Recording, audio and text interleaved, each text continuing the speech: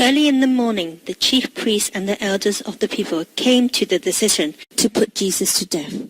They bound him, led him away, and handed him to the Pilates, the governors, to falsely accuse and interrogate him.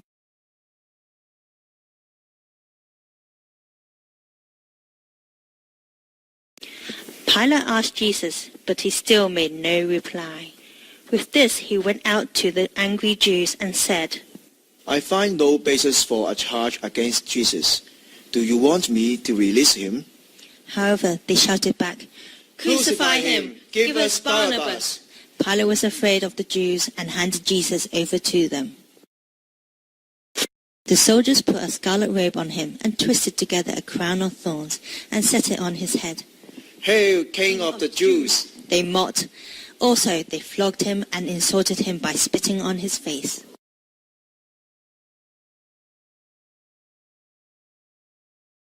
After they had mocked him, they led him away to crucify him.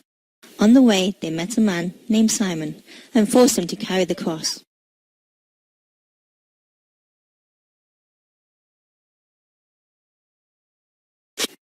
They brought Jesus to a place called Golgotha. Jesus' clothes were taken and crucified. He bore up mocking, insult, and severe physical pain, but he still remembered his mother and asked the disciples to look after her. Then the darkness came over all the land. Jesus called out with a loud voice, Father, into your hands I commit my spirit.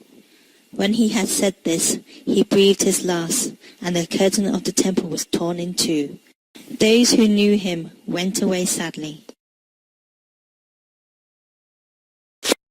Now there was an upright man named Joseph, a member of the council, went to Pilate and asked for Jesus' body for burial. Joseph wrapped the body in a clean linen cloth and placed it in the tomb that he had cut out of the rock.